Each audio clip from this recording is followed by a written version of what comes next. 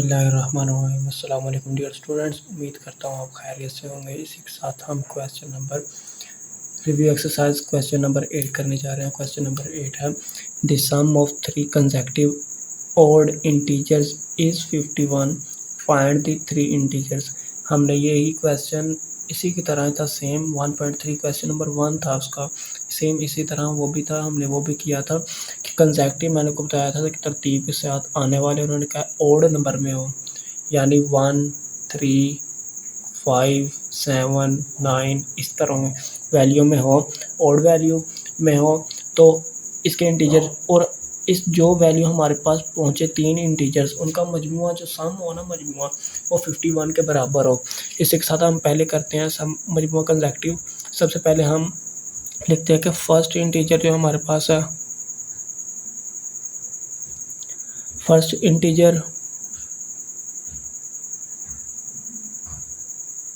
हम फर्ज करते हैं वो हमारे पास x है, पहला इंटीजर। अब हम सेकंड इंटीजर देखते हैं।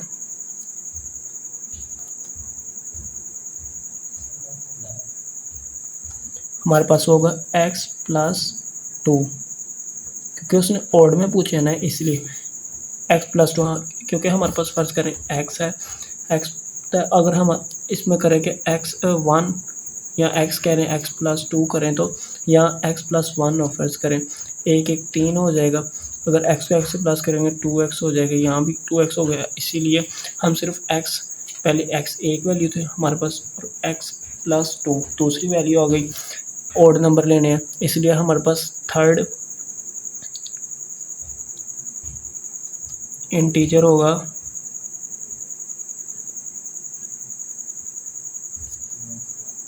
x plus 4। इसका मजमुआ 51, मतलब सम है, इसका मजमुआ की तरह हम लिख देते हैं। इसका सम टोटल जो है 51 है। तो हम अगर हम इसी वैल्यू को सेम इसी तरह लिखें जिस तरह उसने बताया कि अगर इसको प्लस करें तो यानी x plus 2 plus x plus 4 is equal to, इसका मजमुआ 51 है हमारे पास, इज इक्वल टू 51। इसके साथ अगर हम इनको प्लस करें 1x 2x 3x, हम यहाँ लिखते हैं 3x प्लस 2 और 4 जमा करें तो 6 इज इक्वल टू 51 हमारे पास। इसी तरह नीचे 3x प्लस की वैल्यू उधर जाके माइनस की हो जाएगी, 51 माइनस 6, यहाँ हमारे पास 3x वैसे ही आ जाएगा, इज इक्वल टू 51 में से माइनस 6 में से माइनस 6 करें तो हमारे पास होता है 55। अब डिवाइड करें, x एक साइड पर रहेगा और ये डिवाइड इधर आके डिवाइड कर रही है, 45 डिवाइड बाय 3। इसको अब हम अगर डिवाइड करें तो 45 को 3 पर डिवाइड, 3 1 जार 3, 1 बचा, ये 5 नीचे, 5 नीचे 3 5 जार 15 माइनस किया 0, 15 हमारे पास f की वैल्यू है, हमारे पास क्या निकली है 15। x की वैल्यू हमारे पास निकली है 15। इसी के साथ हम, और उसने कहा था कि पहला हमारे पास x की वैल्यू, ये देखें जिसकी x की वैल्यू था हमारे पास कितना निकली 15। अब उसने सेकंड इंटीजर हम लिखते हैं, हमारे पास सेकंड इंटीजर क्या है,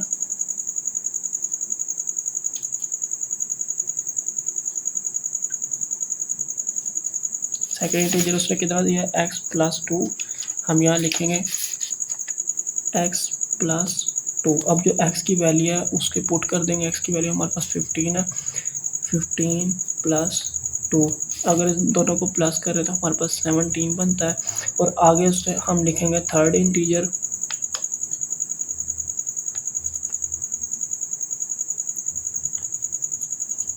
थर्ड इंटीजर उसने हमें क्या दिया था x प्लस 4, हम यहाँ लिखेंगे x प्लस 4। x की वैल्यू हमारे पास 15 है, हम लिखेंगे 15 प्लस 4, इनको जब प्लस करेंगे तो हमारे पास आएगा 19। इसी के साथ हमारे पास 3 कंसेक्यूटिव उसने कहा तरतीब से आने वाले जो ऑड वैल्यू हैं वो वाली, जैसे कि अब ये देखें हमारे पास पहला कंसेक्यूटिव x 15 निकला है, फिर 17 और फिर 19। हम यहाँ लिखेंगे 3 हैंस 3 consecutive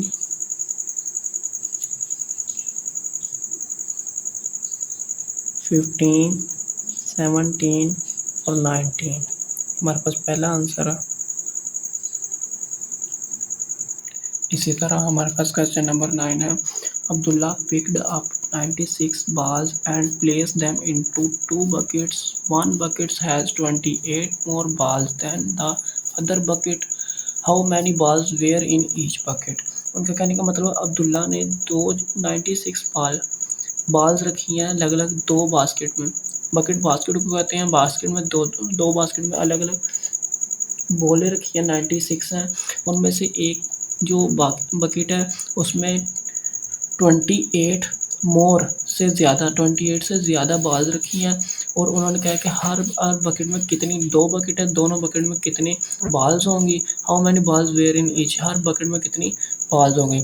अब उन्होंने सबसे पहले हमें बताया है कि अब्दुल्ला टोटल हमारे पास जो बाल्स हैं वो लिखते हैं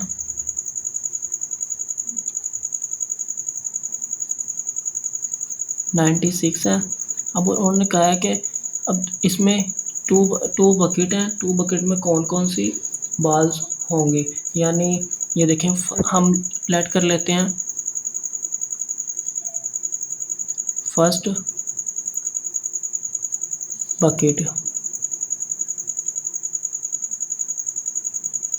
बकेट में हमारे पास उसने हमें बताया कि फर्स्ट बकेट है बस क्या एक्स है। अब सेकंड बकेट उसमें उसने कितनी बताई है कि हम कर लेते हैं एक्स प्लस, उसने बताया कि 28 से मोर है, ज़्यादा है, तो हम लिखेंगे 28 लिख लिया। अब इसी तरह अब जो उसने हमें टोटल बाल्स बताई हैं वो हमने भी टोटल बाल्स भी लिखनी है। अब हम इन सब को प्लस करके देखेंगे, यानी सम इनका मजमुआ पहले निकालेंगे। जैसे x प्लस 28 इक्वल जो हमारे पास टोटल बाल्स थी 96। अब ये देखिए, अगर इन सब को इस तरह जमा कर लें, यानी x और x 2x हमारे पास हो गया प्लस 28 इक्वल 96। इसी तरह अगर हम कर लें, यानी 2x प्लस की वैल्यू उधर जाके माइनस की हो जाएगी, 96 माइनस 28 यहाँ माइनस कर लेते हैं। 96 28 इधर कैरी लिया 16 8 6 68 हमारे पास है। 2x इक्वल टू हम लिखेंगे हमारे पास कितनी 68। अब इनको डिवाइड कर लेंगे, x इक्वल टू 68 डिवाइड 2। अब इसको डिवाइड करेंगे तो 2 3 आर 6 2 4 आर 8 हमारे पास आएगा। x की वैल्यू हमारे पास आएगी 34। हमारे पास x की वैल्यू निकली है 34। हम इस इधर देखेंगे, हमारे पास x की वैल्यू थी वो अब 34 निकली है। अब हम देखेंगे सेकंड बकेट में हमारे पास कितनी थी, x प्लस 28। इसमें यहाँ लिखेंगे सेकंड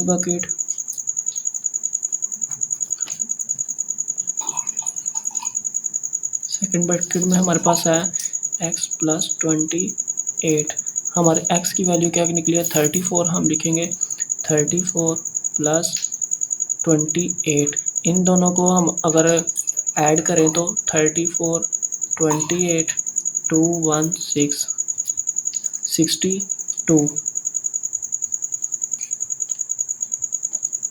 62 आएगा। तो अब हम देखेंगे हमारे पास जो सेकंड बकेट है उसमें 68 बाल्स हैं। उन्होंने अब हम इन दोनों को जमा करें ना तो हमारे पास जो असल बाल हैं, यानी उन्होंने बताया कि 96 बाल्स हैं, तो 96 बन जाएगा। इसका मतलब हमारे पास सेकंड बकेट के में 62 बाल्स हैं। इसी तरह हमारी ये क्वेश्चन आंसर कंप्लीट हो गया। इसी के साथ हमारे पास क्वेश्चन नंबर 10 है। Salma invest 3,50,000 in a bank which paid simple profit at the rate of 7.1/4% per annum. After 2 years, the rate was increased to 8% per annum. Find the amount she had at the end of 7 years. उन्होंने कहा पहले हमने इसका उन्होंने कहा कि सलमान ने invest किया था बैंक में 3,50,000 रुपये और इसने जो प्रॉफिट हासिल किया है ना उसने 2 साल में जो प्रॉफिट हासिल किया 7/1/4% इसने हासिल किया है। और आफ्टर उसने 2 साल को तो ये पहले हम अलग से निकालेंगे। उसके बाद उन्होंने कहा कि years the rate was increase मतलब रेट में इजाफा हुआ है, उसकी अमाउंट में इजाफा हुआ है ऑफ 8% इजाफा हुआ है 5 साल में। 2 साल पहले थे 5 साल, फिर टोटल हमारे पास 7 साल बने हैं। Amount she had at the end of 7 years मतलब उसके 7 साल में कितनी अमाउंट बनेगी। हम सबसे पहले इधर लिख लेंगे प्रिंसिपल अमाउंट। टोटल अमाउंट को प्रिंसिपल अमाउंट भी कहते हैं, जैसे प्रिंसिपल PAL प्रिंसिपल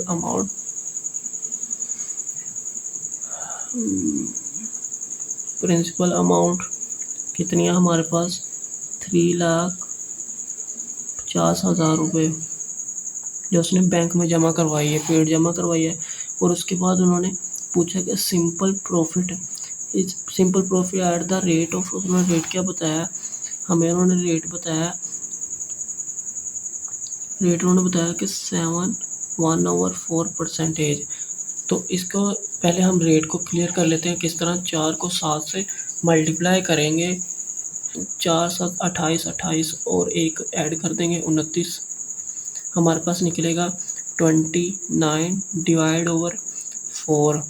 अब ये हमारे पास रेट है, अब इसको हम डिवाइड कर देंगे। ये देखें डिवाइड करेंगे, हमारे पास 29 डिवाइड में है हमारे पास 4, हमारे पास निकला है, ये देखें नज़र आ रहा होगा आपको 7.25 हमारे पास रेट निकला है। और उन्होंने क्या बताया कि हमारे पास जो टाइम दिया हुआ है, उन्होंने कितना आफ्टर 2 years 2 ईयर हमारे पास टाइम है, टाइम उन्होंने दिया हुआ है। हम रेट भी हम 1 कर लेते हैं क्योंकि हमने दूसरा रेट भी निकालना है। टाइम उन्होंने दिया हुआ है 2 ईयर। और इसी के साथ हमने फाइंड क्या करना है, उसने जो टोटल इन्वेस्ट किया है, इन्वेस्ट उसने जो टोटल किया वो हमने फाइंड करनी है, इन्वेस्ट हमने फाइंड करनी है। इसी के साथ हम पहले दूसरा डाटा भी लिख लेते हैं। दूसरा हमने डाटा क्या बताया कि द रेट, पहले उन्होंने जो उसकी अमाउंट थी वो हमने लिखी हुई है, ये देखें। उसके बाद उन्होंने बताया कि उसका 8% क्या अन्योम था। हम यहाँ लिखेंगे रेट उसका कितना है, R1 था वो, और हम इसे R2 कर लेते हैं। उसका रेट कितना है 8%, ठीक है। तो हमारे पास 8% इसका रेट है। उसके बाद उन्होंने बताया कि 5 ईयर इसका टाइम उन्होंने दिया है कितना 5, ठीक है। टाइम यहाँ 2 लिख लेते हैं, यहाँ 1 लिखा हुआ था। और हमें इसका भी मालूम करना है, इंटरेस्ट जो है इन्वेस्ट उसने किया है, इन्वेस्ट 2, इसे फाइंड करना है। अब सबसे पहले हम इसको सॉल्व कर ले, लिख लिया है। अब इस डाटा को सॉल्व करते हैं। डाटा किस तरह, हमारे पास है R1 T है और I मालूम करनी है और इसकी प्रिंसिपल अमाउंट है। 3 चीज़ें हमारे पास, हम यहाँ लिखेंगे। सबसे पहले हमारे पास फार्मूला बनेगा, इंटरेस्ट का फार्मूला होगा I1, इसे कहेंगे P1 principal amount multiply R1 rate multiply time divide over 100। हम सबसे पहले I1 वैल्यू फाइंड करेंगे। I1 की वैल्यू हमारे पास होगी P प्रिंसिपल हमारे पास कितना है 3,50,000 डिवाइड होगा 100 के साथ, आगे मल्टीप्लाई है।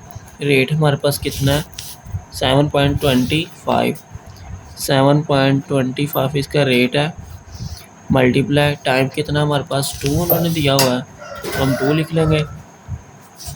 अब इनको मल्टीप्लाई करेंगे इनको हम 3,50,000 50,000 मल्टीप्लाई 7.25 मल्टीप्लाई 2। क्या है हमारे पास वैल्यू? आई की वैल्यू हमारे पास निकली है 5075 और 0 डिवाइड होगा 100 के साथ। डिवाइड करेंगे तो 2 0 से कट जाएंगे, हमारे पास I1 बचेगा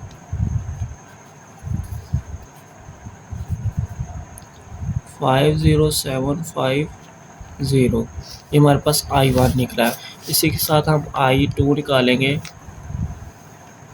यही फार्मूला लिख के सिर्फ I2 इधर लिखेंगे, प्रिंसिपल अमाउंट लिख देंगे 2 है, रेट भी 2 लिखेंगे, मल्टीप्लाई टाइम भी 2, जो उन्होंने दूसरा डाटा हमें दिया है उस हिसाब से। डिवाइड करेंगे 100 के साथ।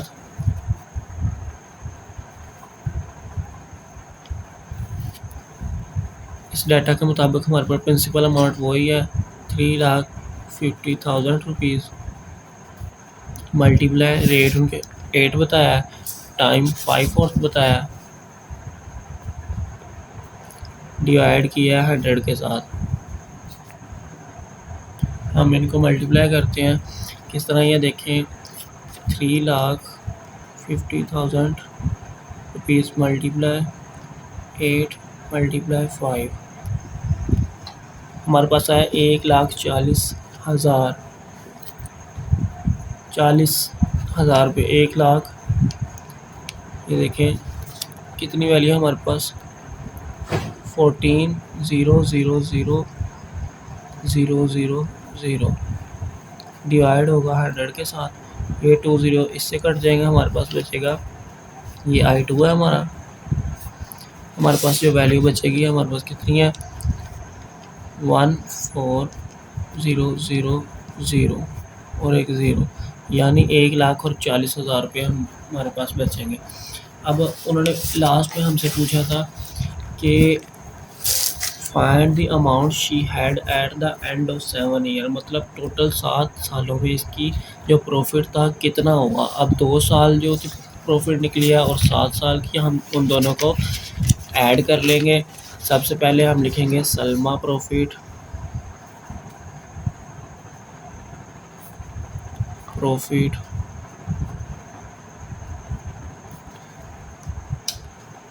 सबसे देखेंगे सलमा का प्रॉफिट कितना। सलमा का प्रॉफिट अगर देखेंगे हम, सबसे पहले इसकी असल जो वैल्यू है, जो इसका प्रिंसिपल अमाउंट है वो लिखेंगे 3,50,000 रुपीज़ प्लस, और इसकी जो I1 निकला है वो लिखेंगे 50750 प्लस इसकी I2 को ऐड कर देंगे 1,40,000 रुपये। अब इन सबको ऐड करेंगे तो हमारे पास निकलेगा, ये देखें 3,50,000 मल्टीप्लाई प्लस 50750 प्लस 1,40,000, हमारे पास वैल्यू निकली है 5,40,750 रुपये। ये इसकी असल इनकम है। मैंने आपको पिछले लेक्चर में भी नसीहत की थी कि मेरे भाई, अगर आपने मैथ समझना है तो रोज़ाना की एक की बुनियाद पर 1 या 2 क्वेश्चन किया करें, ताकि आपकी प्रैक्टिस बेहतर होगी, तो आप पेपर में कंफ्यूज नहीं हो पाएंगे। इसीलिए रोज़ाना 1-2 क्वेश्चन लाजमी प्रैक्टिस किया करें। अल्लाह हाफिज़।